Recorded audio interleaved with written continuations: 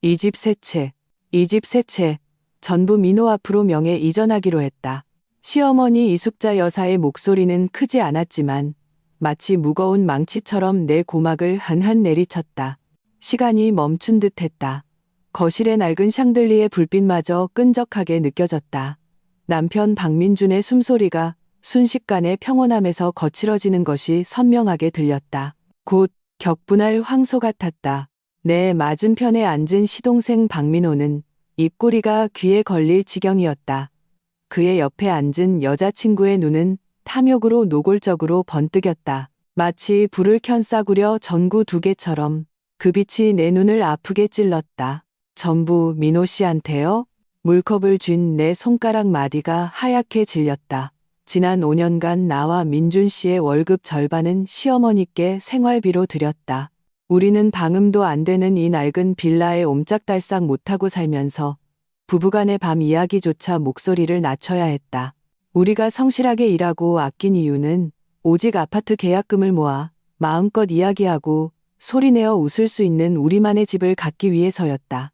그런데 지금 시어머니의 말 한마디가 우리의 모든 희망을, 그리고 이 집의 맏아들과 맏며느리로서의 자존심까지 모조리 산산조각 내버렸다. 어머니, 지금 뭐라고 하셨어요?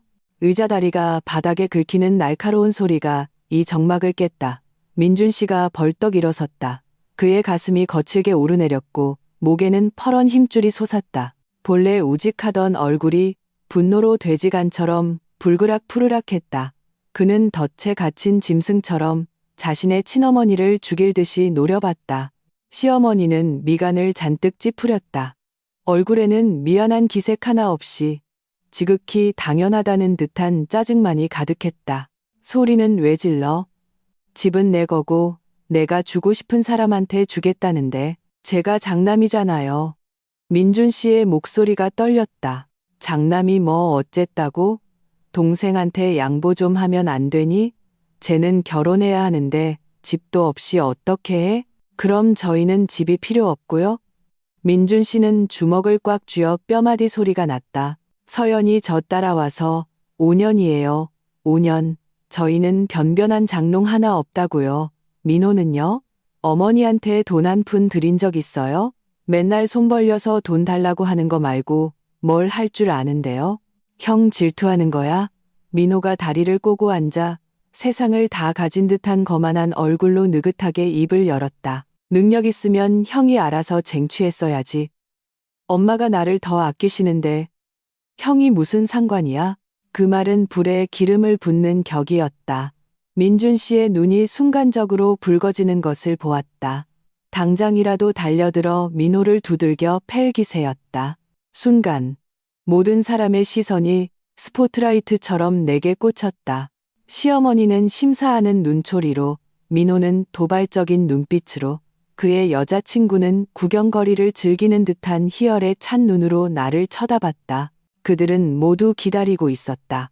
내가 울고불고 난리치기를, 내가 남편을 거들어 악다구니를 쓰는 아줌마처럼 이 막장 드라마를 더 추악한 절정으로 몰고 가기를. 나는 깊게 숨을 들이마셨다.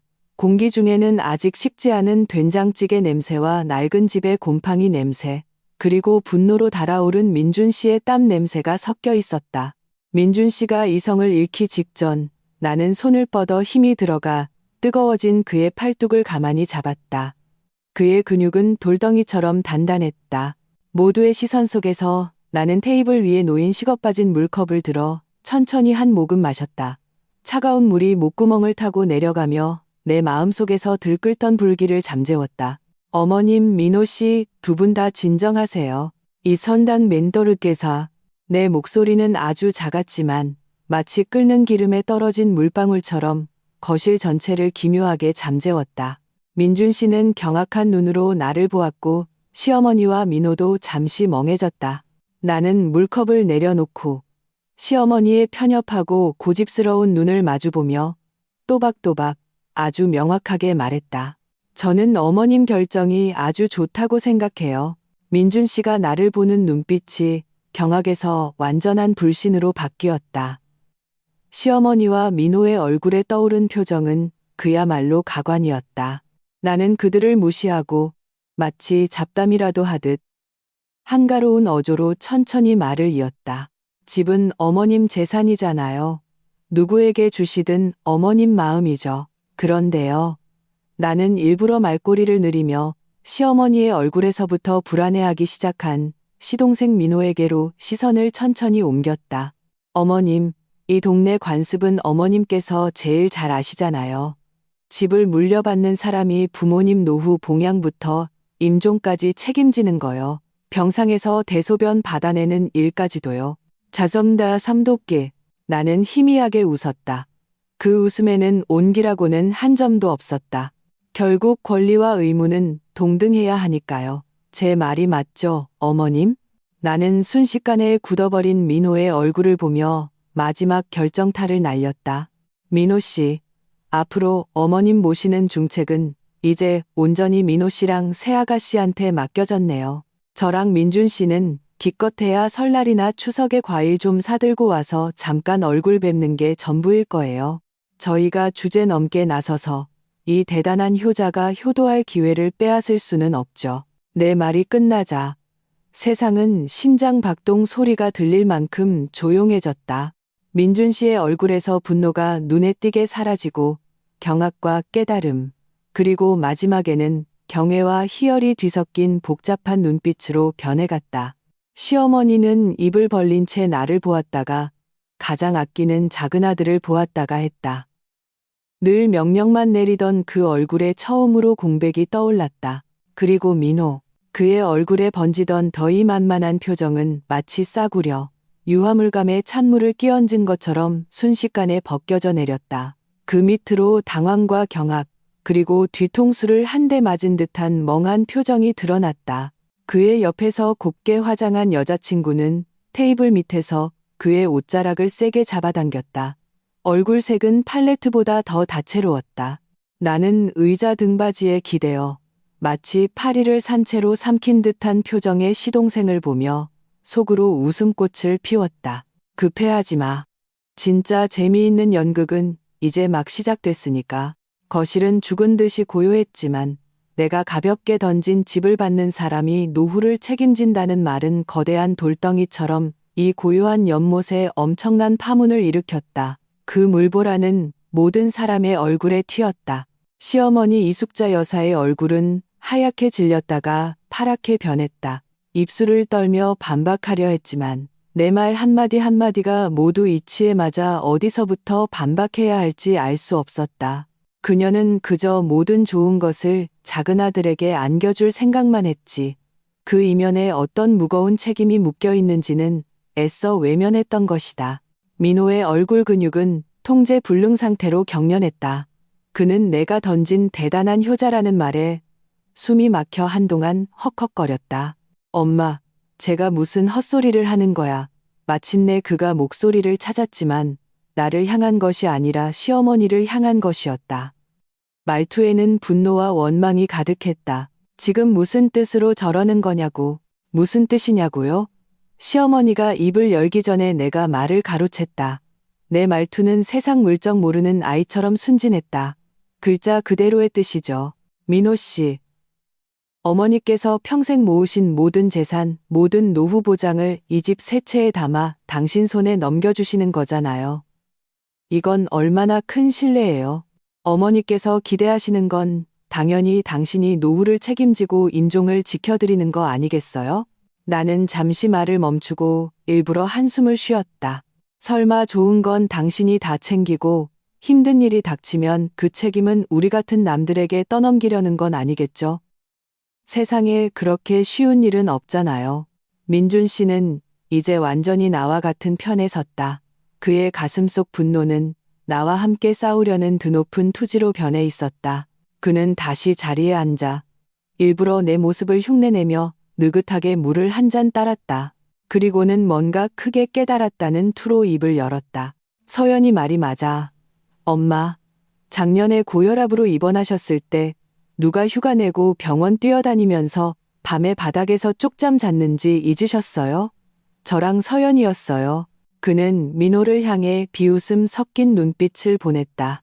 어떤 사람은 일 바쁘다고 얼굴만 비추고 10분도 안 돼서 가버렸는데 이제 집 새 채가 생기면 그 일이라는 게 아마 눈코 뜰 새 없이 더 바빠지겠지? 민준 씨의 말은 쥐쥐주신 시어머니의 얼굴을 더욱 창백하게 만들었다. 그녀는 몸이 약해 병원을 자주 드나들었다. 그때마다 나와 민준 씨가 늘 곁을 지켰다. 민호의 효도는 언제나 전화기 너머의 무미건조한 안부 인사 몇 마디에 그쳤다. 예전에는 이런 일들을 못 본 척할 수 있었다. 가족끼리 따질 필요 없다고 생각했다. 하지만 지금 이 모든 것이 집 새 채의 소유권과 피비린내 나게 얽히자 더 이상 스스로를 속일 수 없게 된 것이다. 네, 내가 언제 노후 봉양 안 한다고 했어. 시어머니의 목소리는 아까의 기세는 온데간데 없이 메마르고 힘이 없었다. 어머님, 오해하시면 안 돼요. 나는 즉시 그녀의 말을 막았다. 말투는 아카데미 상을 받아도 될 만큼 진심 어렸다. 저희가 어머님 안 모신다고 한 거 아니에요. 법적으로 자녀는 부모를 부양할 의무가 있죠. 저희 법 잘 알아요. 저희가 말한 건 모시는 게 아니라 수발드는 거예요. 나는 수발이라는 두 글자에 특별히 힘을 주었다. 어머님께서 편찮으시면 24시간 곁에서 물 떠다 드리고 몸 닦아드리고 밥 먹여드리는 그런 수발이요. 어머님께서 모든 물질적 보장, 즉 노년의 가장 큰 의지처를 민호 씨에게 맡기기로 하셨으니 이 가장 가까운 수발의 책임 역시 당연히 그가 전적으로 져야 마땅하죠. 이건 유일한 상속인으로서의 그의 영광이자 어머님의 이 편애에 대한 보답이기도 하고요. 저랑 민준 씨가 괜히 나섰다가는 공을 가로채는 꼴이 되잖아요. 그건 민호 씨를 난처하게 만드는 것뿐만 아니라 어머님과 아들 사이의 깊은 정을 무시하는 처사죠. 내 말은 물샐 틈 없이 완벽했다. 책임 소재를 명확히 하면서도 그에게 효자라는 높은 감투를 씌워 빼도 박도 못하게 만들었다. 아야. 민호가 아픈 듯 신음했다. 그의 여자친구가 테이블 밑에서 그의 허벅지를 세게 꼬집은 것이다. 그녀가 목소리를 낮춰 우리에게 다 들릴 정도의 볼륨으로 불평하는 소리가 들렸다. 민호 씨, 이거 대체 어떻게 된 거야? 집 받으면 바로 결혼하고 여행 가기로 했잖아. 무슨 수발이야. 그것도. 그녀는 말을 멈췄지만 그 혐오스러운 표정이 모든 것을 말해주고 있었다. 한 명은 빈둥거리기만 하고 다른 한 명은 속물이기 짝이 없으니 정말 천생연분이었다. 그런 두 사람에게 아픈 사람을 수발들게 하는 것은 그야말로 말도 안 되는 소리였다. 민호는 여자친구의 성화에 짜증이 나 그녀의 손을 뿌리치고는 유일한 목표물에게 화풀이를 했다. 엄마, 말 좀 해봐요. 이 집 도대체 명예 이전해 주는 거예요. 많은 거예요? 엄마가 이렇게 망설이면 제 여자친구가 저랑 헤어지겠다고 하잖아요. 그는 협박하고 있었다. 자신의 소위 평생 대사를 이용해 시어머니가 즉시 결정을 내리도록 압박하는 것이었다. 시어머니는 온몸을 떨며 고개를 들었다. 복잡한 눈빛으로 작은 아들을 바라보았다. 그의 얼굴에는 조급함과 재촉만이 가득했다. 그는 영원히 집에 대해, 그의 여자친구에 대해, 자신의 이익에 대해서만 관심이 있었다. 그녀는 다시 고개를 돌려 민준 씨와 나를 보았다. 우리는 태연하게 앉아 있었다. 얼굴에는 탐욕이라곤 한 점도 없었고 오직 불공정한 대우를 받은 후의 평온함과 거리감만이 있었다. 이 순간 겨드랑이까지 치우쳐 있던 시어머니의 마음이 처음으로 격렬하게 흔들렸다. 그녀는 이것이 자신이 주도하는 간단한 재산 분배라고 생각했다. 하지만 평소 가장 조용하던 며느리인 나에 의해 자신의 미래 수십 년의 삶의 질을 건 도박판으로 변질될 줄은 꿈에도 몰랐던 것이다. 도박의 판도는 바로 그녀 자신이었다. 이건 민호는 뜨거운 냄비 위에 개미처럼 안절부절 못했다. 우리 이미 다 얘기 끝났잖아요. 서류 준비하려고 다 알아봤단 말이에요. 나 아직 안 죽었어. 시어머니가 갑자기 폭발했다. 그녀는 테이블 위에 리모컨을 집어 민호에게 던졌다. 리모컨은 민호의 발치에 떨어지며 둔탁한 소리를 냈다. 모두가 얼어붙었다. 민호는 더욱 믿을 수 없다는 표정이었다. 그는 아마도 자신에게 항상 모든 것을 들어주시던 어머니가 이렇게 큰 화를 낼 것이라고는 상상도 못했을 것이다. 나가. 다들 내 집에서 나가. 시어머니는 문을 가리켰다. 그녀의 손가락은 흥분으로 미세하게 떨리고 있었다. 민호의 얼굴이 하얘졌다가 파래졌다가 했다. 마지막으로 그는 나를 흔흔 노려보았다.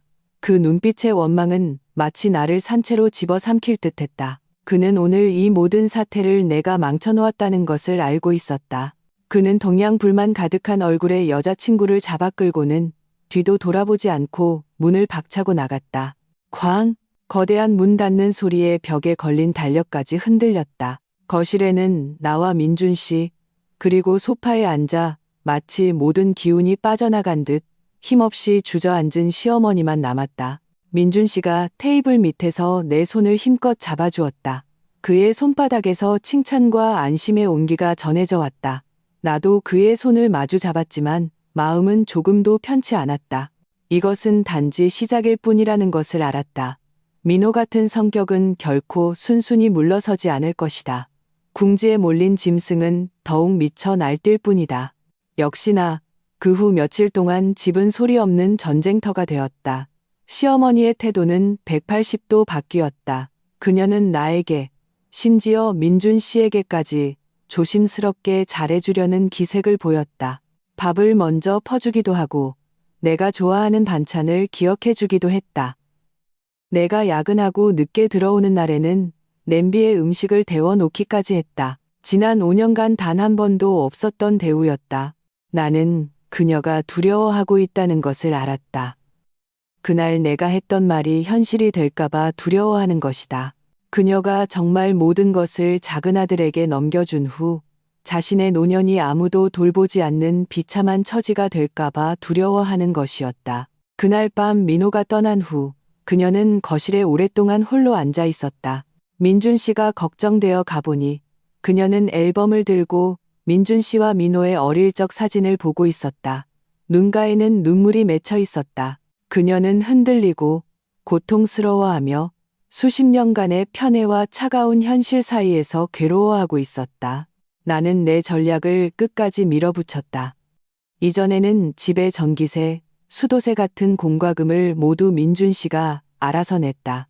이번 달 고지서가 왔을 때 나는 아무 말도 하지 않았고 민준 씨도 약속이나 한 듯 가만히 있었다.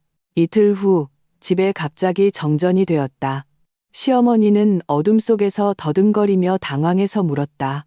왜 갑자기 정전이 됐지? 민준 씨는 소파에 앉아 차분하게 대답했다. 아, 전기세를 안 냈나 봐요. 전에는 제가 냈는데 이제 어머니께서 집을 전부 민호한테 주신다고 하셨잖아요.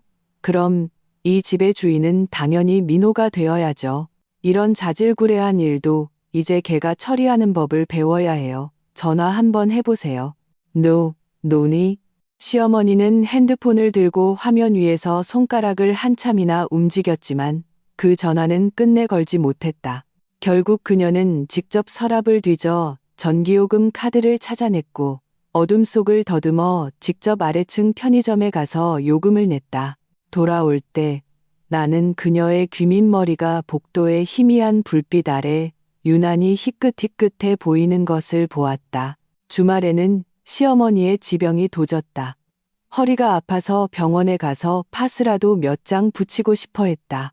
예전 같았으면 민준 씨가 차를 몰고 즉시 달려왔을 것이다. 하지만 이번에는 민준 씨의 핸드폰이 마침 무음이었고 그는 방에서 오후 내내 야근을 하며 나오지 않았다.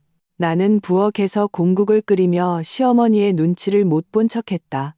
시어머니는 거실에서 한참 동안 한숨을 쉬다가 결국 직접 지팡이를 짚고 한 걸음 한 걸음 아파트 단지 앞 약국까지 걸어갔다. 그녀가 한 걸음 내디딜 때마다 마음의 저울추는 우리 쪽으로 한 칸씩 기울었다. 내가 마음이 모진 것이 아니었다.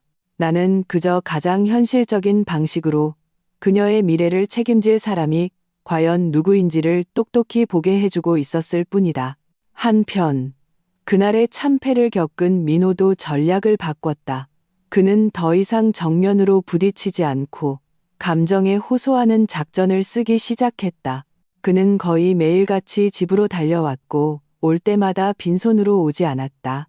오늘은 카네이션 한 다발, 내일은 어머니가 좋아하시는 떡 한 상자였다. 입에는 꿀이라도 바른 듯했다. 엄마, 약을 어떻게 혼자 사러 가세요? 앞으로 이런 일은 전화 한 통만 하시면 제가 바로 날아올게요. 엄마, 형이랑 형수 말 듣지 마세요. 그냥 질투해서 그러는 거예요. 걱정 마세요. 엄마는 영원히 제 친엄마인데 제가 어떻게 엄마를 안 챙겨요?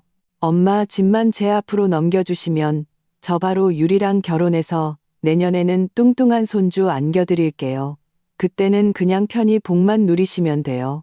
구롱아 스리만드민덴도 고시서와 서러미난 난마이 거신난도니민도 그는 아름다운 청사진을 그려 보이며 이런 공수표로 이미 흔들리고 있는 시어머니의 마음을 다시 사로잡으려 애썼다. 며칠 동안은 시어머니가 정말 그의 말에 다시 넘어갈 것 같다는 생각마저 들었다.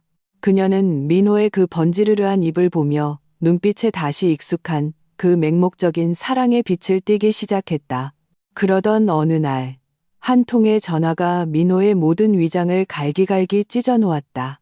전화는 민호의 여자친구 유리에게서 온 것이었다. 나는 매우 의외였다. 전화를 받자 평소의 그 애교 섞인 목소리가 아니라 분노에 찬 울음 섞인 목소리가 들려왔다. 형수님, 민호 씨 좀 말려주세요. 걔 미쳤어요. 나는 마음이 덜컥했다. 무슨 일이에요? 걔 밖에서 사채를 썼어요.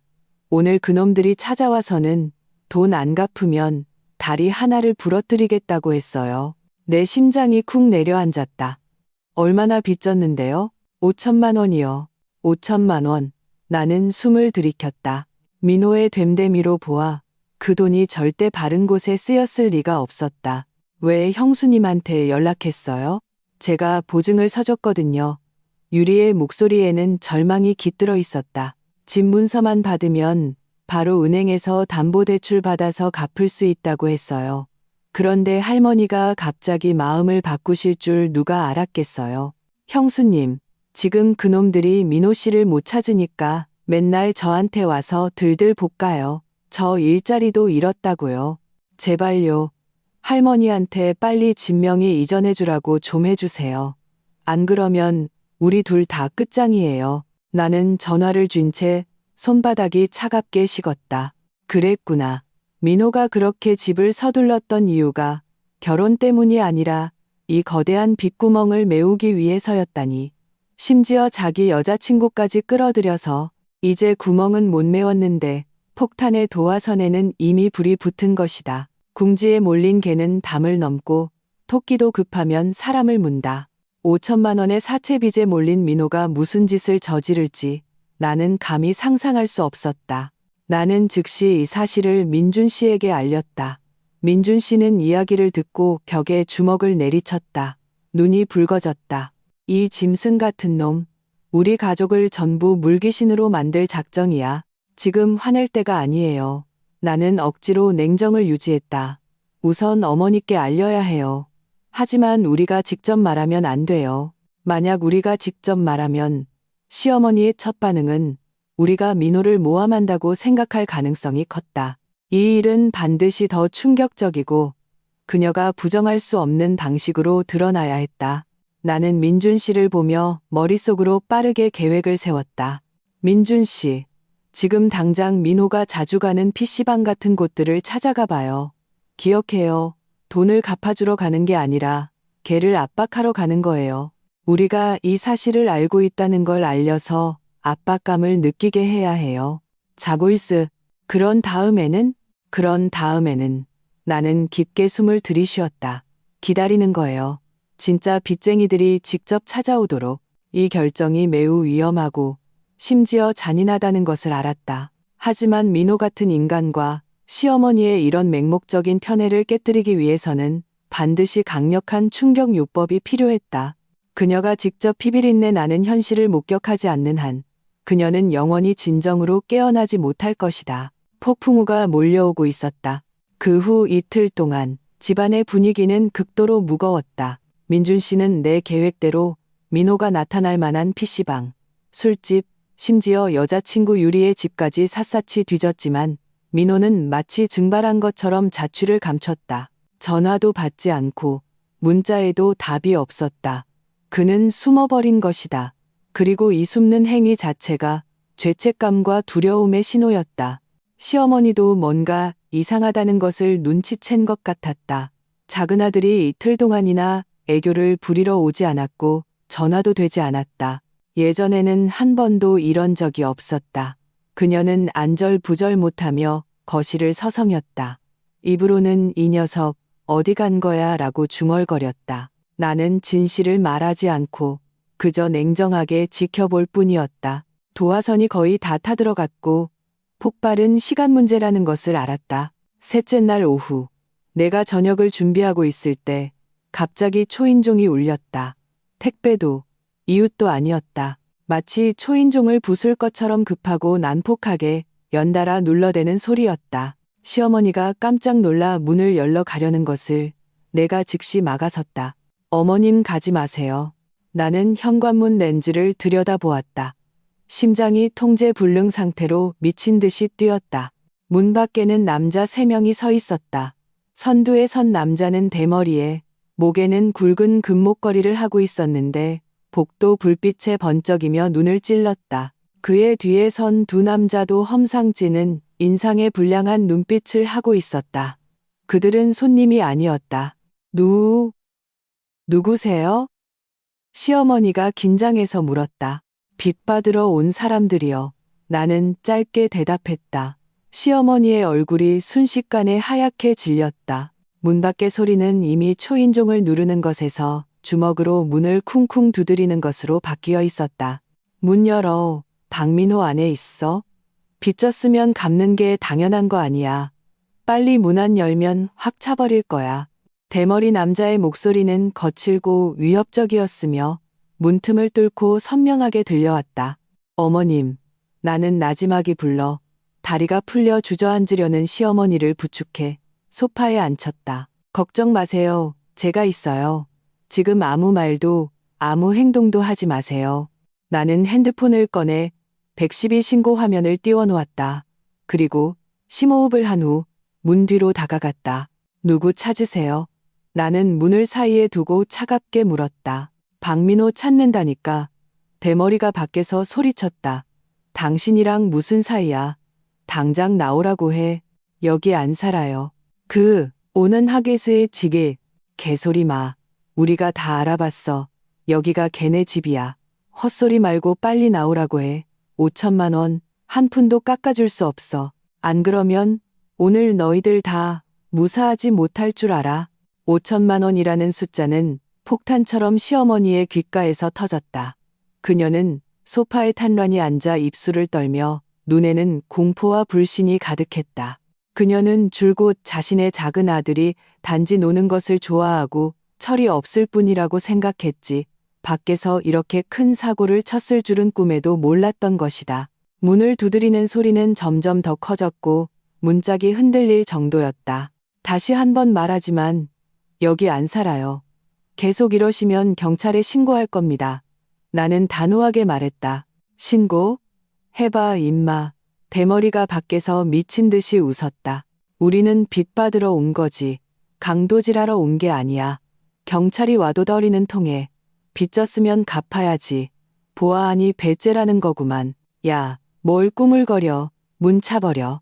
쿵 하는 둔탁한 소리가 들렸다. 발로 문을 차는 소리였다. 시어머니는 비명을 지르며 소파에서 미끄러질 뻔했다.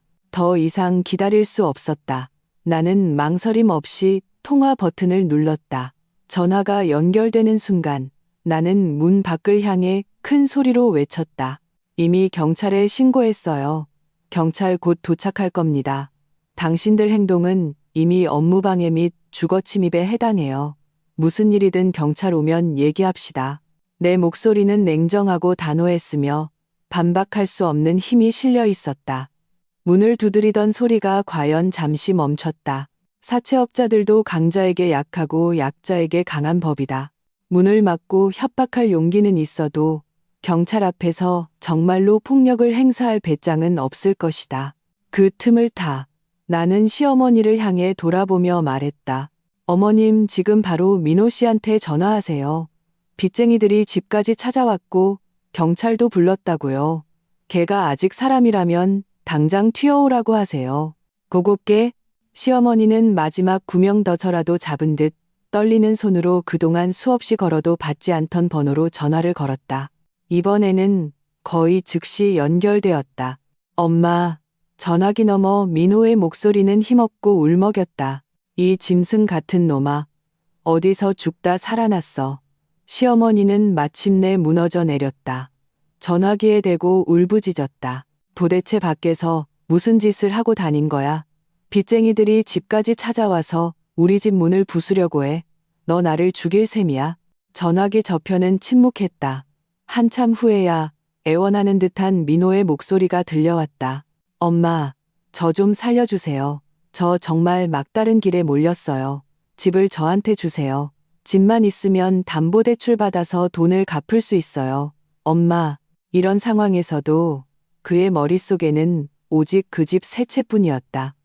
그는 문제를 해결하려는 것이 아니었다. 그는 온 가족을 불구덩이로 끌어들여 자신이 판 밑 빠진 독을 메우려는 것이었다.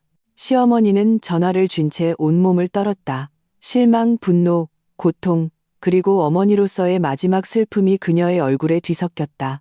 그녀는 나를 보았다. 그 눈빛에는 처음으로 진정한, 완전한 절망과 도움의 요청이 담겨 있었다. 서연아. 그녀는 내 이름을 나지막이 불렀다. 바로 그때 복도에서 급한 발걸음 소리와 호통 소리가 들려왔다. 뭐 하는 겁니까? 모두 움직이지 마세요. 경찰입니다. 경찰이 도착했다. 문 밖의 빚쟁이들은 경찰이 이렇게 빨리 올 줄은 몰랐는지 순식간에 허둥지둥했다. 현관문 렌즈를 통해 나는 그들이 2명의 경찰에게 제압당하는 것을 보았다. 대머리에 기세등등하던 표정은 순식간에 온데간데 없었다. 내가 문을 열자 차가운 바람이 훅 불어들어왔다. 경찰은 상황을 파악하고 조서를 작성한 후 그 빚쟁이들을 데리고 갔다. 떠나기 전 나이든 경찰 한 분이 우리를 보며 의미심장하게 말했다. 가족분들, 사채라는 건 밑빠진 독입니다. 막는다고 해결되는 게 아니에요. 근본적인 문제를 해결해야 합니다. 그 박민호라는 가족분하고 진지하게 대화를 나눠보셔야겠어요. 경찰을 보내고 문을 닫았다. 거실은 난장판이었다. 문에는 선명한 발자국이 남아 있었다. 시어머니는 소파에 주저앉아 마치 순식간에 10년은 늙어버린 듯했다. 눈빛은 공허했고 입으로는 계속해서 짐승, 정말 짐승 같은 놈이라고 중얼거렸다. 나는 그녀를 위로하지 않았다. 지금 어떤 위로의 말도 공허하다는 것을 알았다. 그녀에게 필요한 것은 이 악몽에서 스스로 완전히 깨어나는 것이었다. 나는 핸드폰을 꺼내 민준 씨에게 메시지를 보냈다. 돌아와요. 폭풍은 지나갔어요. 민준 씨는 거의 날아오다시피 집으로 돌아왔다. 문에 남은 발자국과 넋이 나간 어머니를 보고 그는 모든 것을 이해했다. 그는 시어머니를 위로하지 않고 내 곁으로 와 내 손을 꼭 잡았다. 고생했어. 그의 목소리는 쉬어 있었다. 나는 고개를 저었다. 정말 힘든 것은 빚쟁이 몇 명을 상대하는 것이 아니었다. 앞으로 이 난장판을 어떻게 수습할지, 막다른 길에 몰린 민호를 어떻게 대면할지, 그리고 시어머니가 진작에 내렸어야 할 그 결정을 내리게 하는 것이었다. 저녁에 민호가 돌아왔다. 혼자 온 것이 아니라 민준 씨에게 멱살을 잡혀 끌려온 것이었다. 그는 초췌하기 짝이 없었다. 덥수룩한 수염, 판눈, 몸에서는 싸구려 여관의 냄새가 풍겼다. 집에 들어서자마자 그는 쿵 소리를 내며 시어머니 앞에 무릎을 꿇었다. 엄마, 제가 잘못했어요. 제가 정말 잘못했어요. 그는 시어머니의 다리를 붙잡고 통곡했다. 사채를 쓰지 말았어야 했어요. 엄마를 속이지 말았어야 했어요. 하지만 저도 어쩔 수 없었어요. 그놈들이 돈 안 갚으면 제 목숨을 가져가겠다고 했단 말이에요. 엄마, 저를 죽게 내버려 두실 순 없잖아요. 그는 눈물 콧물을 흘리며 서럽게 울었다. 예전 같았으면 시어머니는 벌써 마음이 약해져 그를 안고 함께 울며 어떻게든 돈을 마련해 주려 했을 것이다. 하지만 오늘 시어머니는 그저 고개를 숙여 발치에 무릎 꿇은 작은 아들을 내려다볼 뿐이었다.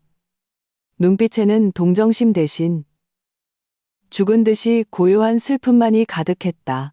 오늘 오후에 그 끔찍했던 문 두드리는 소리, 귀에 담을 수 없는 욕설, 흔들리던 현관문이 그녀의 마음속에 남은 마지막 모정과 연민을 완전히 얼어붙게 만든 것이다.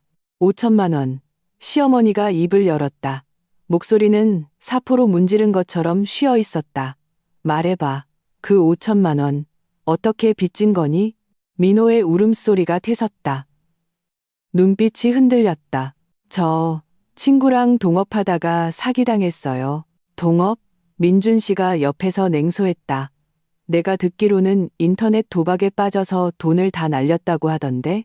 민호의 얼굴이 순식간에 새하얗게 질렸다. 무슨 소리야. 그는 발악하듯 소리쳤다. 무슨 소리냐고? 민준 씨는 주머니에서 핸드폰을 꺼내 동영상 하나를 틀었다. 네가 직접 들어봐. 이게 내 여자친구 유리 목소리가 아닌지. 영상 속에서는 유리의 울음 섞인 하소연이 흘러나왔다. 걔는 도박꾼이에요. 처음에는 몇십만 원, 몇백만 원으로 시작하더니 나중에는 눈이 뒤집혀서 돈을 빌리기 시작했어요. 결국 사채까지 썼고요. 집만 받으면 만회할 수 있다고 저를 속이고 보증까지 서게 했어요. 걔는 악마예요. 우리를 다 망가뜨렸다고요. 영상이 끝나자 거실은 죽음과 같은 정적이 흘렀다. 민호는 바닥에 주저앉아 마치 모든 뼈가 뽑힌 것처럼 더 이상 한마디도 하지 못했다. 모든 거짓말, 모든 위장은 철 같은 사실 앞에서 갈기갈기 찢겨나갔다. 시어머니는 눈을 감았다. 두 줄기 흐린 눈물이 주름 가득한 뺨을 타고 흘러내렸다. 그녀는 소리내어 울지 않았지만 그 소리 없는 비통함은 어떤 통곡보다 더 가슴 아팠다. 그것은 수십 년간의 실패한 교육에 대한 후회였고 사람을 잘못 본 것에 대한 자책이었으며 이부청치한 아들에 대한 완전한 절망적인 포기였다. 민호야. 그녀가 다시 입을 열었다. 목소리에는 이제 어떤 감정도 실려있지 않았다. 오늘부로 너와 나의 모자 인연은 끝이다. 민호가 멍듯 고개를 들었다. 믿을 수 없다는 표정이었다. 엄마, 무슨 소리예요? 저를 버리시겠다고요? 시어머니는 그를 보지 않고 나와 민준 씨를 향해 돌아섰다. 눈빛에는 전례 없는 맑음과 결단력이 있었다. 민준아, 서연아, 이 집 새 채, 내일 당장 가서 너희들 앞으로 명예 이전하겠다. 민준 씨와 나는 얼어붙었다. 우리는 시어머니가 정신 차리실 줄은 알았지만 이렇게까지 철저하게 행동하실 줄은 몰랐다. 어머니, 그게 민준 씨가 무언가 말하려 했다. 말하지 마라. 내 말 끝까지 들어. 시어머니는 손을 저어 그의 말을 막았다. 그녀는 민호를 보며 한자 한자 칼날처럼 날카롭게 말했다. 집은 내 형과 형수에게 줬다. 네가 빚진 5천만 원은 네가 저지른 업보니 내가 책임져라. 감옥에 가든 손이 잘리든 이 집과는 아무 상관없다. 엄마, 어떻게 이렇게 모질어요? 민호가 미친 듯이 소리쳤다. 제가 친아들이잖아요. 쟤들은 남이라고요. 집을 쟤들한테 주면 쟤들이 나중에 엄마를 돌볼 것 같아요. 엄마가 빨리 죽기만을 바랄 거라고요. 그는 죽기 살기로 발버둥치며 가장 악독한 말로 이간질하려 했다. 그러나 이번에 시어머니는 그저 차갑게 그를 바라볼 뿐이었다. 쟤들이 나를 돌볼지 안 돌볼지는 모르겠다. 하지만 이것 하나는 안다. 만약 집을 너에게 줬다면 나는 오늘 내 놈 때문에 길거리에서 시체가 되었을지도 모른다는 것을. 그녀는 자리에서 일어났다. 더 이상 민호를 쳐다보지 않고 지팡이를 짚고 한 걸음 한 걸음 힘겹게 자신의 방으로 들어갔다. 그 뒷모습은 구부정하고 늙었지만 전에는 볼 수 없었던 결연함이 있었다. 안 돼요, 엄마. 이러시면 안 돼요. 민호가 미친 듯이 쫓아가려 했지만 민준 씨에게 붙잡혔다. 박민호, 잘 들어. 민준 씨의 목소리는 얼음장처럼 차가웠다. 엄마는 너한테 기회를 줬어. 네가 네 손으로 그 길을 막아버린 거야. 이제부터 알아서 살아남아. 그는 문을 열고 쓰레기를 버리듯 민호를 밖으로 내던졌다. 꺼져. 문이 세게 닫혔다. 문 밖에서는 민호의 미친 듯한 문 두드리는 소리와 욕설이 들려왔지만 곧 점점 멀어져 갔다. 나는 그가 순순히 물러서지 않을 것을 알았다. 하지만 이 집에서 가장 중요한 전투는 우리가 이미 이겼다는 것도 알았다. 나와 민준 씨는 서로를 마주 보았다. 서로의 눈에서 무거운 짐을 내려놓은 듯한 안도감과 미래에 대한 희미한 기대를 읽을 수 있었다. 다음 날 시어머니는 말한 대로 행동했다. 그녀는 이른 아침에 일어났는데 어제보다 정신 상태가 훨씬 좋아 보였다. 눈은 아직 좀 부어 있었지만 눈빛은 이상하리만치 확고했다. 그녀는 등기부등본, 주민등록등본, 신분증을 꺼내 테이블 위에 가지런히 놓았다. 가자. 명예 이전하러. 그녀는 나와 민준 씨에게 말했다. 말투는 마치 오늘 날씨가 좋다고 말하는 것처럼 평온했다. 나와 민준 씨는 아무 말 없이 물건을 챙겨 그녀를 따라 나섰다. 구청으로 가는 길에 우리는 아무도 말을 하지 않았다. 차 안의 분위기는 미묘했다. 나와 민준 씨는 상상했던 것만큼 기쁘지 않았다. 이 승리는 너무나 참혹한 대가를 치렀다. 그 대가는 시어머니가 작은 아들에게 완전히 마음을 접는 것이었다. 이것은 결국 한 가정의 비극이었다. 시어머니는 길 내내 창밖을 바라보았다. 도시의 풍경이 빠르게 뒤로 물러났다. 마치 편애에 눈이 멀었던 그녀의 지난 세월처럼. 수속 절차는 놀라울 정도로 순조로웠다. 직원이 우리에게 서명하고 도장을 찍으라고 했을 때 나는 시어머니의 손이 미세하게 떨리는 것을 보았다. 나는 그녀가 서명하는 것이 단지 이름이 아니라 자신의 지난 수십 년에 대한 고별이자 미래의 삶에 대한 새로운 선택이라는 것을 알았다. 구청에서 나왔을 때 햇살이 눈부셨다. 시어머니는 눈을 가늘게 뜨고 하늘을 올려다보더니 길게 한숨을 내쉬었다. 그 한숨에는 후련함, 피로감, 그리고 모든 것이 끝났다는 평온함이 섞여 있었다. 어머니, 일단 뭐 좀 드시러 가요. 민준 씨가 제안했다. 그래. 우리는 조용한 백반집을 찾았다. 식사 중에 시어머니는 내게 생선 한 조각을 얹어주었다. 서연아. 그녀는 복잡한 눈빛으로 나를 보았다. 예전에는 이 어미가 미안했다. 내 눈에 뭐가 씌었는지 좋은 사람 나쁜 사람을 구별하지 못했어. 나는 마음이 짠해져 고개를 저었다. 어머니, 다 지난 일이에요. 지나가지 않아. 시어머니는 고개를 저었다. 눈시울이 다시 붉어졌다. 너희들 마음속에 원망이 있는 거 안다. 민준이는 내 친아들이니 나를 원망해도 할 수 없지만 너는 우리 집에 시집 와서 편한 날 하루도 못 보내고 이런 서러움까지 겪었으니 내가 너한테 정말 미안하다. 그녀는 그렇게 말하며 앞에 놓인 찻잔을 들었다. 얘야, 차로 술을 대신해서 내게 사죄하마.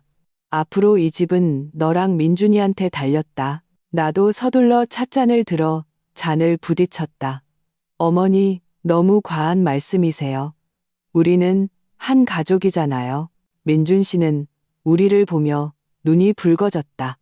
이 덩치 큰 남자도 이 순간에는 목이 메는 것을 참지 못했다. 이 식사는 우리 세 식구가 수년 만에 먹는 가장 마음 편하고 또 가장 만감이 교차하는 식사였다.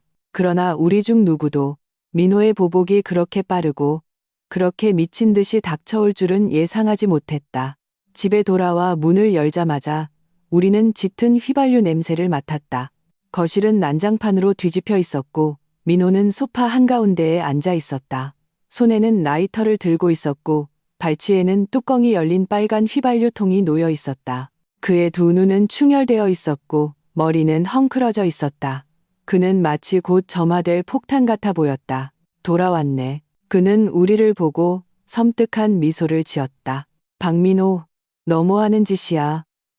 민준 씨가 소리치며 본능적으로 나와 시어머니를 뒤로 보호했다. 뭐 하냐고? 민호가 웃기 시작했다. 웃음소리는 날카롭고 처절했다. 너희들 집 갖고 싶었잖아. 좋아, 내가 줄게. 이 모든 걸 다 태워버려서 잿더미로 만들어주지. 우리 다 같이 죽는 거야. 아무도 가질 수 없게 찰칵 소리와 함께 그가 손에 든 라이터에 불을 붙였다. 어두운 거실에서 그 작은 불꽃이 광기로 일그러진 그의 얼굴을 비추며 유난히 무섭게 보였다. 시어머니는 겁에 질려 온몸을 떨며 그를 가리킨 채 한마디도 하지 못했다. 민호 씨 미쳤어요? 이건 범죄예요. 나는 억지로 침착하며 소리쳤다. 범죄? 난 이미 모든 걸 잃었어. 범죄 따위가 무서울 것 같아? 그는 울부짖었다. 너희들 때문이야. 너희들이 날 이렇게 만들었어. 엄마 정말 독하시네요. 저 두 사람 때문에 친아들 목숨까지 버리시겠다? 시어머니는 입술을 떨며 얼굴이 잿빛으로 변했다. 민호 씨 일단 라이터 내려놔요. 무슨 말이든 차분하게 해요. 돈 문제는 해결할 방법이 없는 게 아니에요. 나는 그를 안정시키려 애썼다. 해결? 어떻게 해결하는데? 당신들이 내 빚도 1,000만 원 갚아줄 거야? 그는 비웃으며 나를 쳐다봤다. 가식 떨지 마. 김서연. 이 모든 건 내가 꾸민 짓이야. 이 독한 여자. 오늘 너랑 같이 죽어버릴 거야. 그는 그렇게 말하며 라이터를 든 손을 바닥에 휘발유 쪽으로 천천히 가져갔다. 공기가 그 순간 얼어붙은 듯했다. 짙은 휘발유 냄새가 죽음의 기운과 뒤섞여 우리 모두의 숨통을 조였다. 내 머릿속은 하얗게 비었고 단 하나의 생각만이 맴돌았다. 끝이다. 오늘 우리는 정말 여기서 죽는구나. 불꽃이 휘발유에 닿기 직전 그 찰나의 순간 안 돼. 시어머니가 갑자기 찢어지는 듯한 비명을 질렀다. 그녀는 민준 씨를 멍드 밀치고 마치 격분한 암사자처럼 민호를 향해 달려들었다. 아무도 반응하지 못했다. 평소 지팡이 없이는 걷지도 못하시던 시어머니가 그렇게 놀라운 힘과 속도를 낼 줄은 아무도 몰랐다. 그녀는 민호의 라이터를 든 팔을 꽉 붙잡고 온 힘을 다해 그를 뒤로 밀쳤다. 이 짐승 같은 놈아. 죽으려면 너 혼자 죽어. 왜 우리까지 끌고 가? 그녀는 울부짖었다. 목소리에는 절망적인 분노가 담겨 있었다. 민호도 어머니가 갑자기 덮칠 줄은 몰랐는지 손을 떨다가 라이터를 바닥에 떨어뜨렸다. 불꽃이 꺼졌다. 위기는 잠시 해소되었다. 민준 씨가 정신을 차리고 한 걸음에 달려가 시어머니와 함께 아직 발버둥 치는 민호를 소파에 꽉 눌렀다. 나는 다리에 힘이 풀려 벽에 기댄 채 천천히 주저앉았다. 심장은 아직도 미친 듯이 뛰었고 등은 이미 식은 땀으로 흠뻑 젖어 있었다. 방금 그 순간 나는 정말로 죽는 줄 알았다. 신고해. 빨리 신고해. 시어머니가 나를 향해 스허했다. 나는 떨리는 손으로 다시 그 익숙한 번호를 눌렀다. 이번에 내가 말한 것은 업무 방해가 아니라 방화 미수였다. 경찰은 지난번보다 더 빨리 도착했다. 소방차와 함께. 민호는 수갑이 채워진 채 우리 곁을 지나 끌려갔다. 그는 더 이상 발버둥 치지도 욕하지도 않았다. 단지 시어머니 곁을 지날 때 고개를 들어 그녀를 깊이 바라보았을 뿐이다. 그 눈빛에는 광기와 원망 대신 잿빛에 가까운 절망만이 남아 있었다. 시어머니는 그를 보지 않았다. 그녀는 고개를 돌렸고 흐린 눈물이 다시 걷잡을 수 없이 흘러내렸다. 친아들을 직접 감옥에 보내는 그 고통은 아마 그녀 자신을 죽이는 것보다 더 괴로울 것이다. 경찰은 현장에서 증거를 수집하고 사진을 찍으며 우리에게 상황을 물었다. 나와 민준 씨, 그리고 아직 충격에서 벗어나지 못한 시어머니는 경찰서로 가서 조서를 작성했다. 밤늦게까지 시달린 후에야 우리는 지친 몸을 이끌고 휘발유 냄새 가득한 난장판이 된 집으로 돌아왔다. 집은 더 이상 집이 아니었다. 상처뿐인 장소, 친족 간의 파탄과 인간성의 광기를 목격한 무대가 되어버렸다. 그날 밤 우리 세 사람은 아무도 잠들지 못했다. 시어머니는 자신의 방 침대에 앉아 낡은 앨범을 끌어안고 날이 밝을 때까지 소리 없이 울었다. 나와 민준 씨는 묵묵히 거실을 치웠다. 부서지고 뒤집힌 가구들을 하나씩 제자리로 돌려놓았다. 우리는 아무 말도 하지 않았지만 이 집이 다시는 예전으로 돌아갈 수 없다는 것을 알았다. 민호의 사건은 곧 결과가 나왔다. 방화미수의 이전의 채무 문제까지 더해져 여러 죄목이 병합되어 그는 5년형을 선고받았다. 길지도 짧지도 않은 형기. 한 사람의 청춘을 망가뜨리고 한 가정이 천지개벽할 변화를 겪기에 충분한 시간이었다. 판결이 나온 날 시어머니는 하루 종일 방에 틀어박혀 있었다. 나와 민준 씨는 그녀를 방해하지 않았다. 그녀가 이 잔혹한 현실을 소화하고 자신의 과거와 매듭을 지을 시간이 필요하다는 것을 알았다. 그 후로 시어머니는 딴 사람이 된 것 같았다. 더 이상 한숨을 쉬거나 과거를 되뇌지 않았다. 말수가 크게 줄었지만 눈빛은 이전 어느 때보다 평온해졌다. 그녀는 먼저 지금 사는 이 집을 팔자고 제안했다. 이곳은 기운이 안 좋아.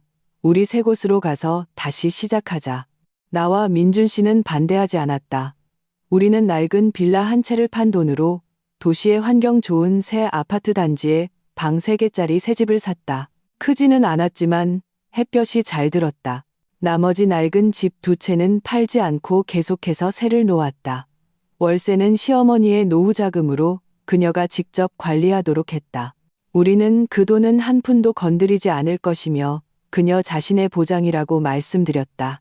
그녀는 그 통장을 보고 울었다. 내가 평생 눈뜬 장님으로 살았구나.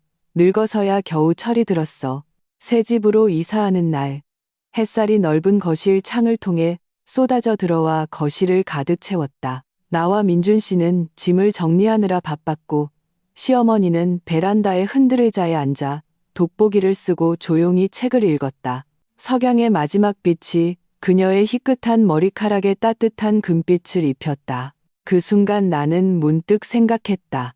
우리 집은 거대한 폭풍우를 겪었지만 비가 갠 뒤 새로운 생명을 맞이한 것 같다고. 나와 민준 씨는 마침내 온전히 우리 자신만의 집을 갖게 되었다. 마음껏 이야기하고 안심하고 잠들며 미래를 계획할 수 있는 집. 우리는 모아둔 돈으로 간단하게 인테리어를 하고 내가 그토록 원했던 큰 소파와 친구들이 많이 앉을 수 있는 큰 식탁을 샀다. 주말에는 친구들을 집에 초대해 식사를 했다. 민준 씨가 주방에서 실력을 뽐내면 나는 옆에서 그를 도왔다. 시어머니는 웃으며 오븐 속에 케이크를 봐주셨다. 식탁에서는 웃음소리와 술잔 부딪히는 소리가 끊이지 않았다. 눈앞에 이 평범하고 따뜻한 광경을 보며 나는 종종 멍해졌다. 얼마 전에 그 끔찍했던 다툼, 협박, 눈물이 마치 아득한 악몽처럼 느껴졌다. 고부관계도 전례 없이 조화로운 상태에 접어들었다.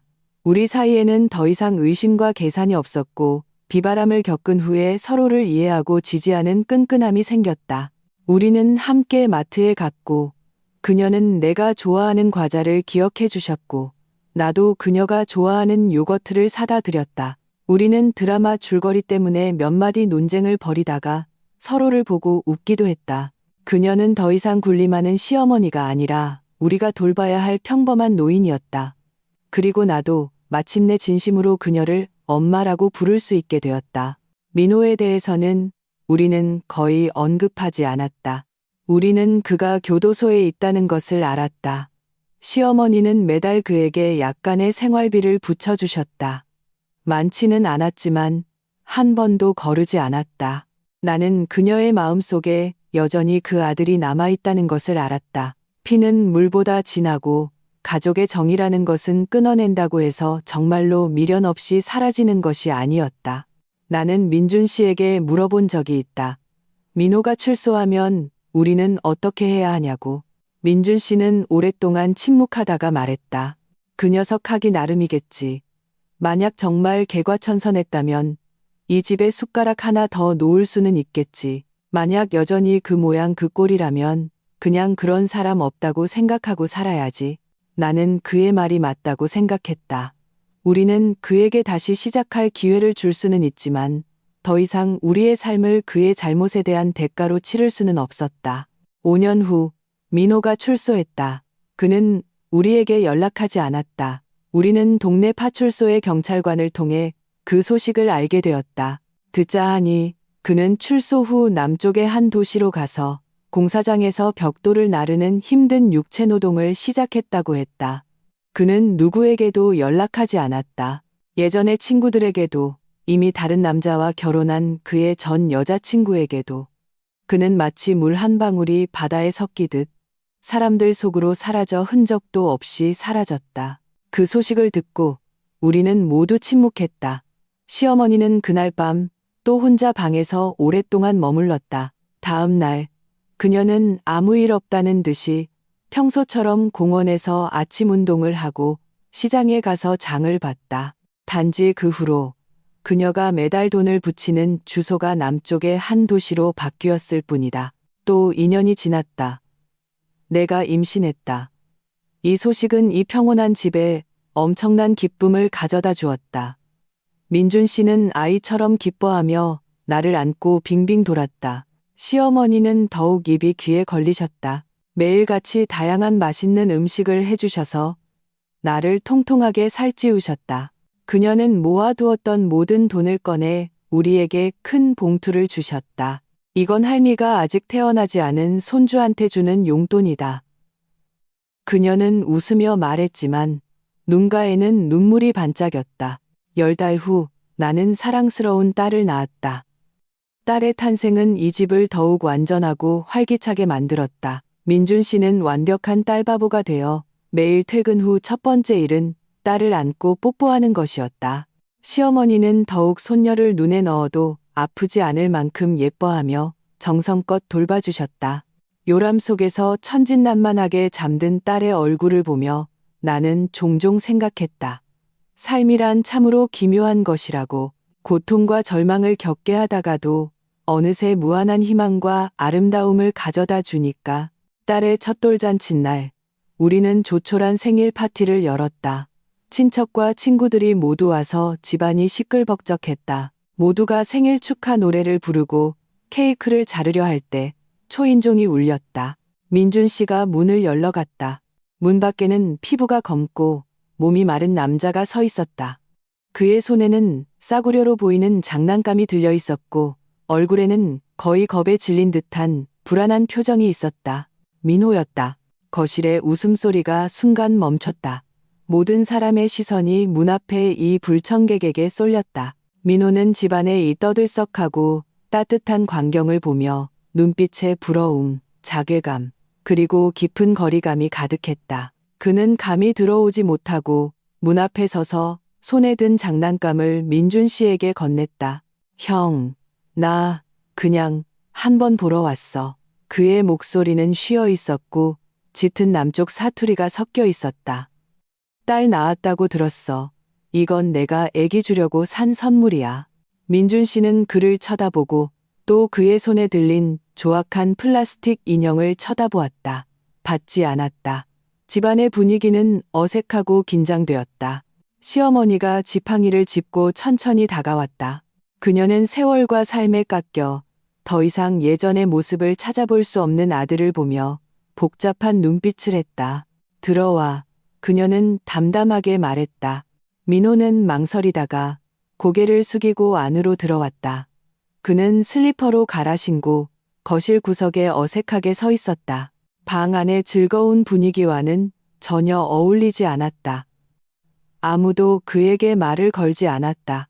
그는 마치 다른 사람의 세계에 뛰어든 낯선 사람 같았다. 밥은 먹었니? 마지막으로 시어머니가 이 정적을 깼다. 민호는 고개를 저었다. 그럼 앉아서 같이 먹자. 시어머니는 식탁 옆에 빈자리를 가리켰다. 민호는 우리를 한 번 보고 시어머니를 한 번 보고 마침내 조용히 자리에 앉았다. 민준 씨가 그에게 그릇과 수저를 가져다 주었다. 그 과정에서 형제는 한마디의 대화도 나누지 않았다.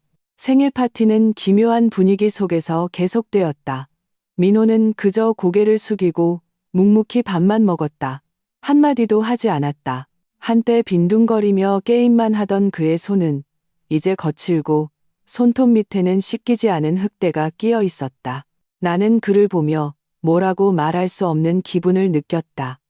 나는 그가 이 집에 가져왔던 재앙을 잊지 않았다. 하지만 눈앞에 이 사람이 정말로 예전의 그 박민호가 아닌 것 같다는 것도 인정하지 않을 수 없었다.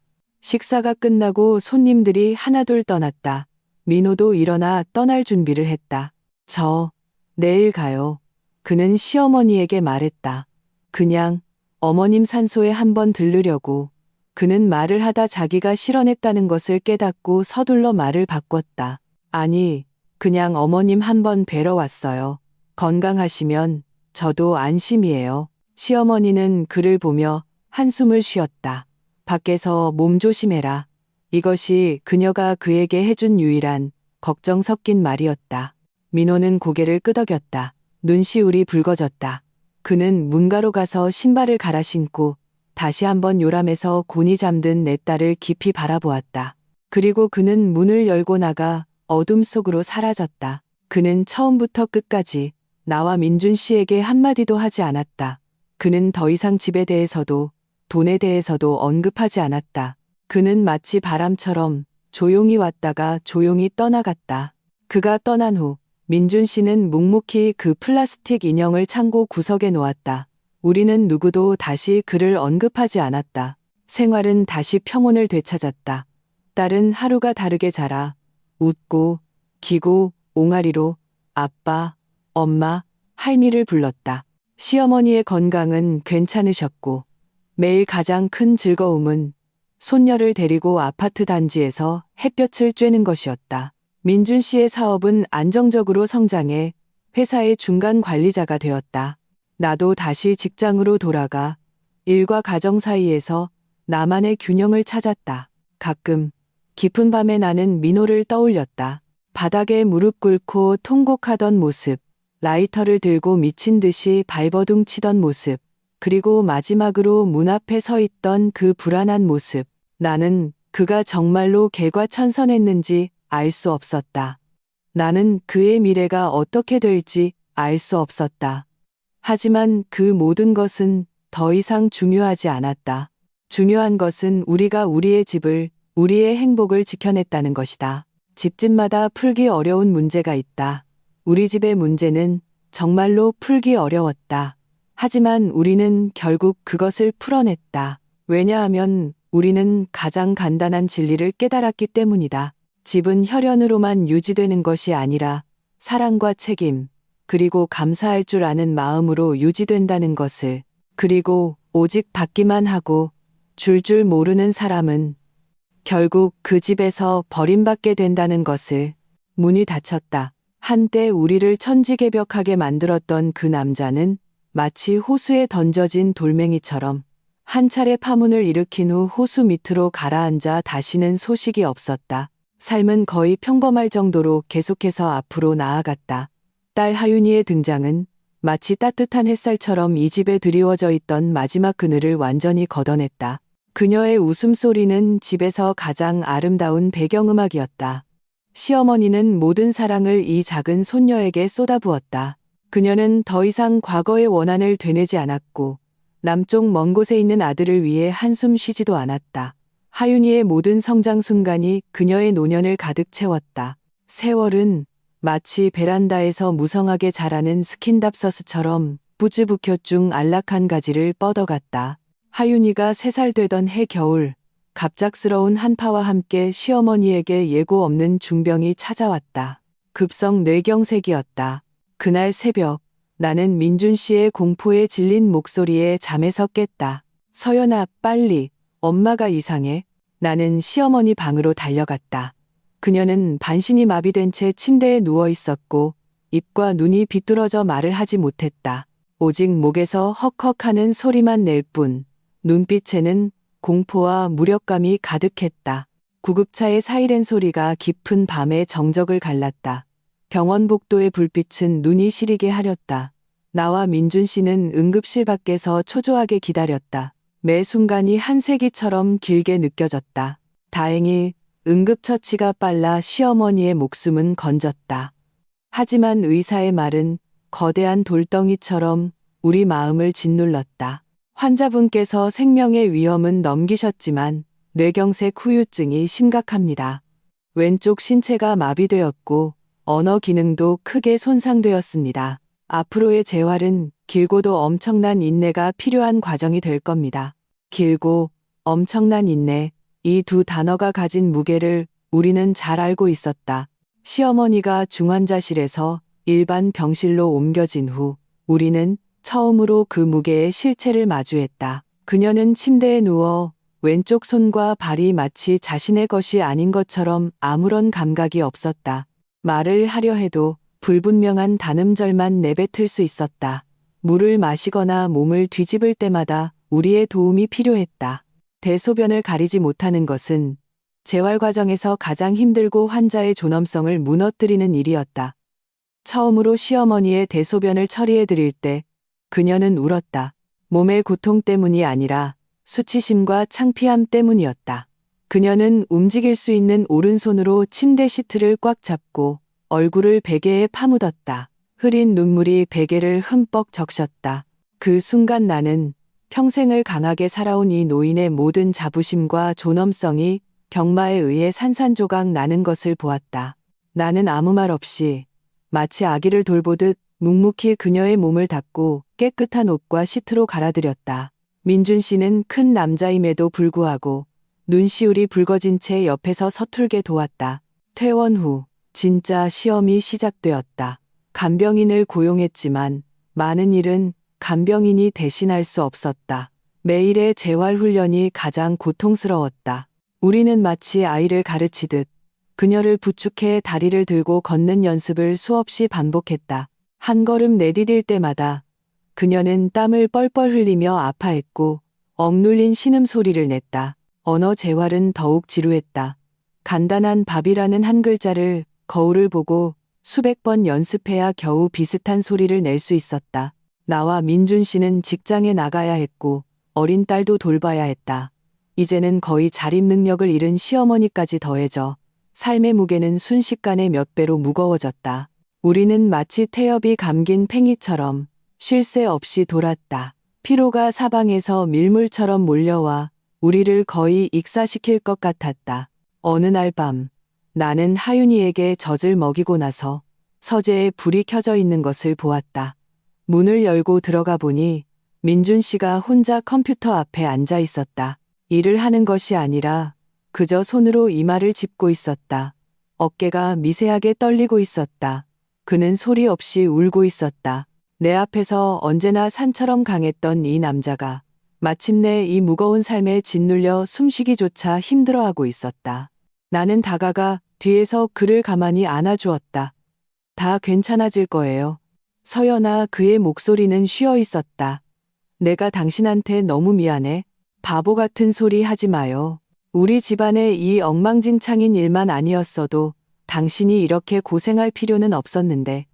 그는 몸을 돌려 나를 꽉 안았다. 내가 너무 무능해. 나는 그의 등을 토닥였다. 내 마음도 쓰라렸다.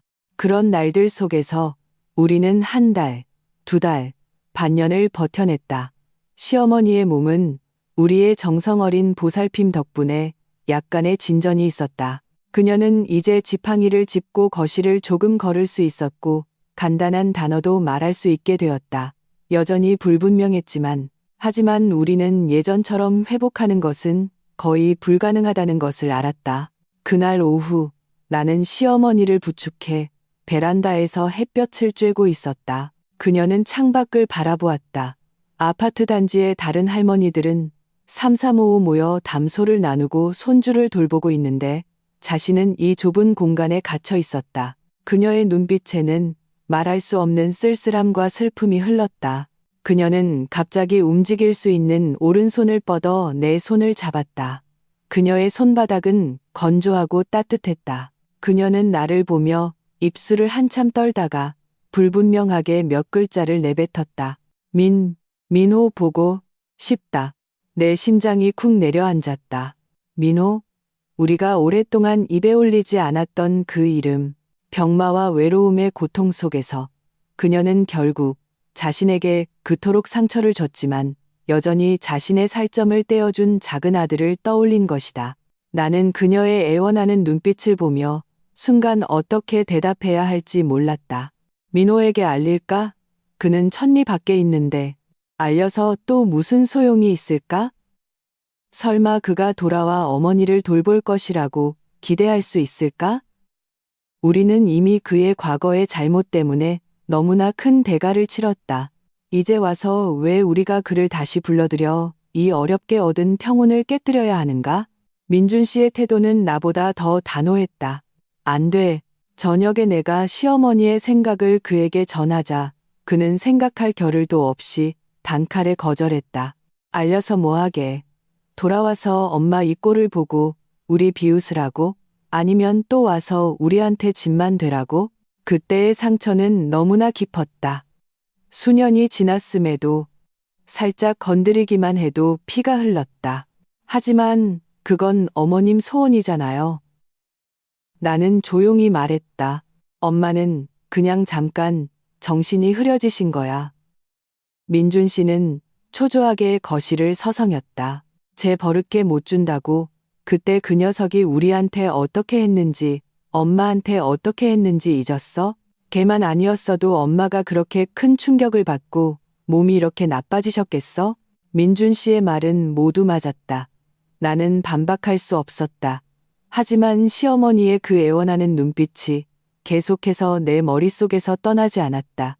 이 일은 우리 부부의 의견 차이 속에서 잠시 보류되었다.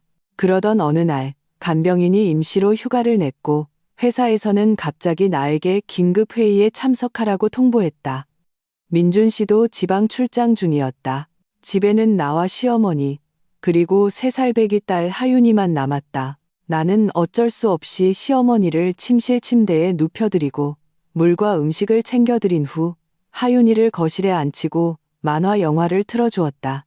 어머니, 하윤아, 집에서 얌전히 있어요. 엄마 금방 돌아올게요. 나는 수없이 당부하고 세 걸음마다 한 번씩 뒤돌아보며 집을 나섰다. 하지만 회의가 오후 내내 계속될 줄은 몰랐다.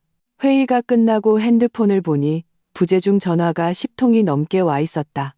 모두 집 전화번호였다. 내 심장이 목구멍까지 차올랐다. 나는 밖으로 뛰쳐나가며 다시 전화를 걸었지만 아무도 받지 않았다. 나는 미친 듯이 택시를 잡아 타고 집으로 향했다. 가는 내내 머릿속에는 온갖 끔찍한 생각들이 스쳐 지나갔다. 시어머니가 넘어지셨나? 하윤이한테 무슨 일이 생겼나? 마침내 집 앞에 도착해 문을 여는 순간 나는 눈앞의 광경에 얼어붙었다. 거실은 난장판이었고 하윤이의 장난감이 사방에 널려 있었다. 그리고 시어머니는 침실 침대에서 떨어져 바닥에 쓰러져 계셨다. 반신을 움직이지 못한 채 얼굴이 새하얗게 질려 있었다. 딸 하윤이는 그녀 곁을 지키며 겁에 질려 엉엉 울고 있었다. 손에는 집 전화 수화기를 들고 있었다.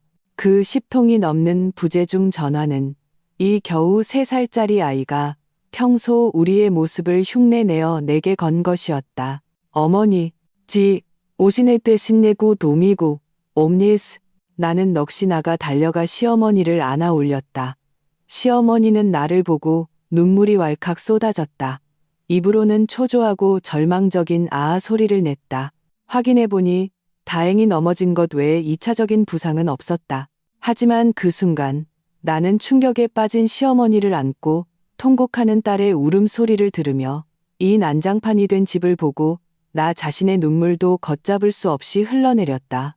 무력감, 피로감, 그리고 약간의 두려움이 거대한 그물처럼 나를 꽁꽁 묶었다. 나는 문득 깨달았다. 나와 민준 씨, 단 2사람의 힘만으로는 정말 너무 힘들다는 것을. 우리는 슈퍼맨이 아니었다. 우리도 지치고 실수할 때도 있었다. 그리고 이런 사고는 한 번 있었으면 2번도 있을 수 있었다. 그날 밤 민준 씨가 출장에서 돌아와 집안의 모든 것을 보고 그는 침묵했다. 그는 겁에 질린 딸을 안고 침대에 누워 후회와 자책의 눈빛을 한 어머니를 보았다. 이 강인한 남자는 다시 눈시울이 붉어졌다. 깊은 밤, 우리는 침대에 누워 오랫동안 잠들지 못했다. 민준 씨, 내가 조용히 입을 열었다. 우리 그냥 민호 씨한테 알립시다. 이번에 민준 씨는 즉시 반박하지 않았다. 그는 아주 오랫동안 침묵했다. 내가 그가 이미 잠들었다고 생각할 때쯤 나는 그가 길게 한숨 쉬는 소리를 들었다. 그래, 단 한 글자였지만 마치 그의 온 힘을 다 쓴 것 같았다. 나는 그가 민호를 용서한 것이 아니라는 것을 알았다. 그는 단지 이 지긋지긋한 삶에 타협한 것이었다. 우리에게는 민호의 전화번호가 없었다. 유일한 연락 방법은 시어머니가 매달 돈을 붙이는 그 주소뿐이었다. 민준 씨는 그 주소로 편지를 한 통 썼다. 편지에는 별다른 말을 쓰지 않았다. 단지 가장 간단하고 평온한 어조로 어머니가 쓰러지신 전 과정과 현재의 상황을 서술했다. 편지의 마지막에 그는 이렇게 썼다. 돌아오든 안 돌아오든 내 마음대로 해라. 편지를 붙인 후 돌을 던진 것처럼 아무런 소식이 없었다. 나와 민준 씨는 더 이상 그 일을 언급하지 않았다. 우리 마음속으로는 사실 별 기대를 하지 않았다.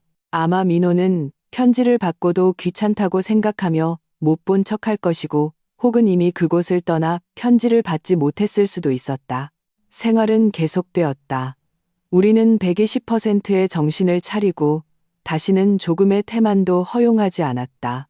우리가 거의 그 일을 잊어갈 때쯤 보름 후의 어느 저녁 초인종이 울렸다. 내가 문을 열러 갔다. 문 밖에는 먼지투성이의 남자가 서 있었다. 그는 지난번에 돌아왔을 때보다 더 검고 말라 있었다. 등에는 거대하고 색이 바랜 캔버스 가방을 메고 있었고 손에는 남쪽 지방의 과일이 담긴 그물망을 들고 있었다. 민호였다. 그는 나를 보았다. 눈빛에는 내가 한 번도 본 적 없는 당황과 불안이 서려 있었다. 그의 입술이 움직였다. 무언가 말하려는 듯 했지만 한 글자도 내뱉지 못했다.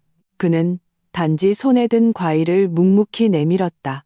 나는 받지 않았다. 나는 단지 몸을 비켜 그가 들어오게 했다. 민준 씨가 소리를 듣고 거실에서 나왔다. 그가 민호를 보는 순간 그의 얼굴 표정은 순식간에 차갑고 굳어졌다. 형제는 현관을 사이에 두고 멀리서 마주 보았다. 공기 중에는 소리 없는 어색한 대치가 흘렀다. 아무도 말을 하지 않았다. 침실에서 들려온 시어머니의 불분명한 목소리가 이정적을 깼다. 누구야? 민호의 몸이 멍듯 떨렸다. 그는 더 이상 우리를 신경 쓰지 않고 짐을 내팽개치고 비틀거리며 침실로 달려갔다. 그가 침대에 누워 입과 눈이 비뚤어지고 반신불수가 된 어머니를 보았을 때 이 칠척 장신 남자는 쿵 소리를 내며 침대 옆에 무릎을 꿇었다. 그는 울지도 말하지도 않았다. 그는 단지 거기에 무릎 꿇고 자신의 입술을 꽉 깨물었다. 눈물은 끊어진 구슬처럼 한 방울 한 방울 바닥에 떨어졌다. 그것은 소리 없는 극한까지 억눌린 슬픔과 후회였다. 시어머니는 그를 보고 멍해졌다. 이내 그녀의 흐린 눈에 매우 복잡한 감정이 솟아올랐다. 놀라움, 원망, 안타까움, 그리고 거의 서러움에 가까운 의지. 그녀는 움직일 수 있는 손을 뻗어 떨리는 손으로 민호의 머리에 얹어 가만히 쓰다듬었다. 그리고 그녀도 오랫동안 억눌렀던 소리 없는 눈물이 주름 가득한 뺨을 타고 마음껏 흘러내렸다. 그 순간 모든 원한, 모든 벽이 이 소리 없는 눈물 속에서 씻겨나가고 녹아내리는 것 같았다. 나는 눈앞의 이 광경을 보며 만감이 교차했다. 나는 조용히 방을 나와 문을 닫았다. 이 오랜만에 재회한 모자에게 공간을 남겨주었다. 민준 씨는 거실에 등을 돌리고 서 있었다. 어깨가 굳어 있었다. 나는 그의 마음속 응어리가 아직 풀리지 않았다는 것을 알았다. 민호는 남았다. 그는 호텔에 묵지 않고 거실 소파에 이불을 깔고 잤다. 그가 온 날부터 이 집에 많은 것들이 변했다. 그는 마치 지난 10수년간의 빚을 한 번에 다 갚으려는 것 같았다. 시어머니를 돌보는 일은 그가 거의 도맡았다. 밥 먹여드리기, 몸 닦아드리기, 대소변 처리하기, 우리가 하기에 너무나 힘들었던 이 일들을 그는 한마디 불평 없이 꼼꼼하게 해냈다. 그의 동작은 처음에는 서툴러 밥을 시어머니 옷에 흘리기도 했지만 그는 빨리 그리고 정성껏 배웠다. 시어머니의 재활 훈련이 가장 힘든 일이었다. 민준 씨는 출근해야 했고 나 혼자서는 힘이 부족했다. 이제는 민호가 매일 마치 아이를 안듯 시어머니를 부축해 거실을 한 걸음 한 걸음 옮겨 다녔다. 그의 이마에는 항상 땀이 송골송골 맺혀 있었다. 시어머니의 체중이 그의 등을 휘게 했지만 그는 한 번도 힘들다는 말을 하지 않았다. 그는 말이 적었다. 이 집에서 그는 언제나 묵묵히 일만 했다. 우리가 출근한 사이에 집안 전체를 먼지 하나 없이 청소했고 시장에 가서 가장 신선한 채소를 사왔다. 심지어 요리도 배웠다. 맛은 별로였지만 나와 민준 씨는 거의 더 이상 시어머니를 돌보는 일로 지치지 않았다. 퇴근해서 집에 돌아오면 언제나 깨끗하게 정돈된 집과 이미 잘 보살펴진 어머니가 계셨다. 민준 씨의 그에 대한 태도는 여전히 차가웠다. 두 사람은 한 지붕 아래에서 하루에 3마디도 나누지 않았다. 민준 씨가 그에게 말을 걸지 않으면 그도 먼저 민준 씨를 건드리지 않았다.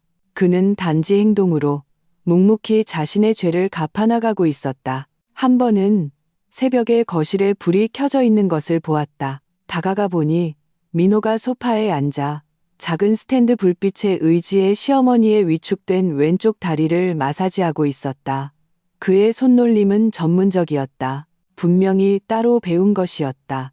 그는 너무나 진지하고 집중해서 내가 뒤에 서 있는 것조차 눈치채지 못했다. 달빛이 창문을 통해 그의 몸에 쏟아졌다. 나는 삶에 깎여 모가 난 그의 옆모습을 보며 마음속에 갑자기 어떤 감동이 일었다. 어쩌면 시간은 정말로 사람을 바꿀 수 있는지도 모른다. 진정한 변화는 폭우가 쏟아지던 깊은 밤에 일어났다. 그날 밤, 시어머니가 갑자기 고열이 나고 경련을 일으켰다. 쇼크 상태에 빠지기 직전이었다. 민준 씨는 출장 중이라 다음 날 아침에야 돌아올 수 있었다. 밖에는 비바람이 몰아치고 천둥 번개가 쳐 택시를 잡을 수 없었다. 나는 겁에 질려 우는 딸을 안고 안절부절 못했다. 그때 민호가 결단을 내렸다. 형수님, 집이랑 애기는 형수님이 봐요. 제가 엄마 업고 병원 갈게요. 그는 그렇게 말하고는 비옷을 찾아 시어머니께 입혀드렸다. 그리고는 두말 없이 그리 넓지 않은 자신의 등에 시어머니를 업었다. 엄마, 겁먹지 마. 내가 병원 데려다 줄게. 그는 흔들림 없이 시어머니께 말하고는 그대로 어머니를 업고 쏟아지는 칠흑 같은 빗속으로 뛰어들었다.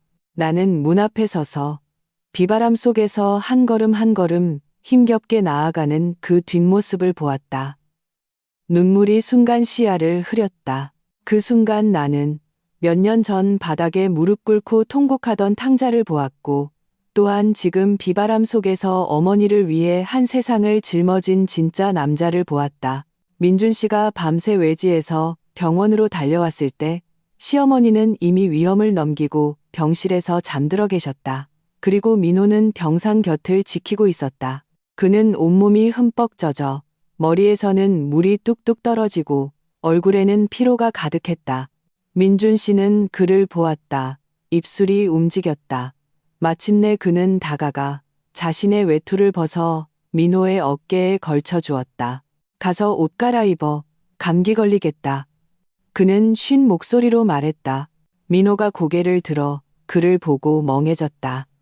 그리고 이 항상 침묵하고 인내하던 남자의 눈시울이 갑자기 붉어졌다. 그는 아무 말 없이 그저 힘껏 고개를 끄덕였다. 그 순간 나는 알았다. 그들 형제 사이에 수년간 얼어붙어 있던 높은 산이 마침내 녹기 시작했다는 것을. 시어머니가 퇴원한 후 민호도 우리에게 작별 인사를 했다. 형수님. 그는 우리 앞에 서서 깊이 고개를 숙였다. 저한테 이런 기회를 주셔서 감사합니다. 엄마는 앞으로 두 분께 부탁드릴게요. 너는? 민준 씨가 물었다. 말투는 이미 이전의 차가움이 없었다. 저는 돌아가야죠. 민호가 웃었다. 그 웃음은 씁쓸했지만 또한 담담했다. 거기서 일자리 하나 구했어요. 물류회사에서 운전해요. 힘들긴 하지만 안정적이에요. 더 이상 두 분께 폐를 끼칠 수는 없어요. 그는 이미 자신의 길을 계획해 놓았다.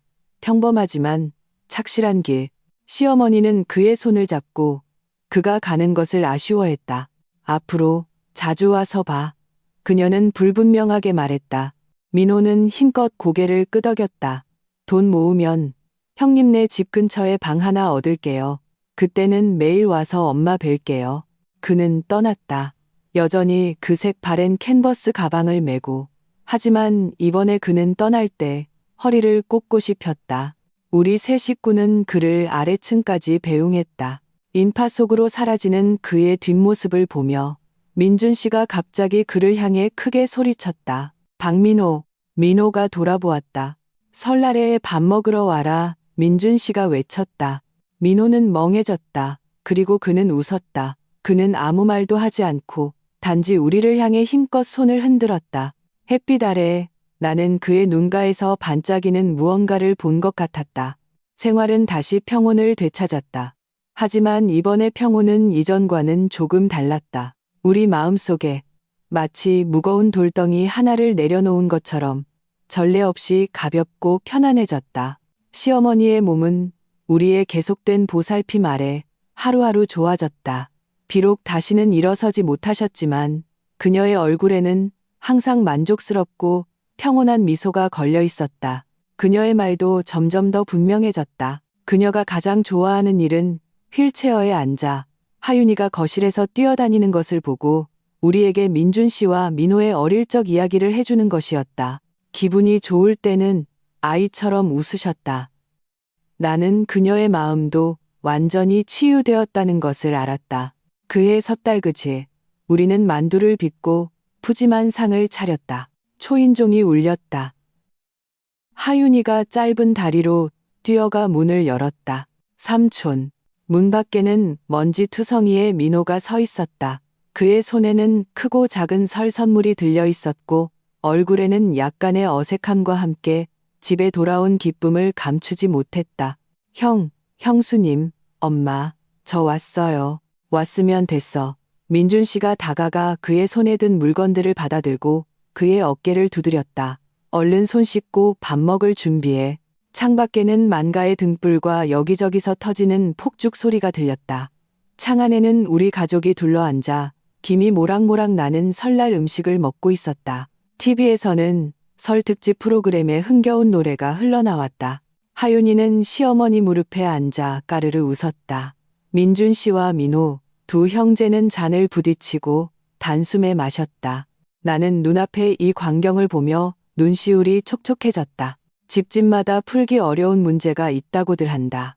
우리 집의 문제는 정말로 풀기 어려웠다. 우리는 다툼, 배신, 상처, 그리고 절망을 겪었다. 하지만 결국 우리는 사랑, 책임, 포용, 그리고 시간으로 이 풀기 어려운 문제를 한 페이지, 한 페이지 천천히 풀어냈다. 그 과정은 고되고 힘들고 원망스러웠지만 마지막에 남은 것은 두 글자, 원만함이었다.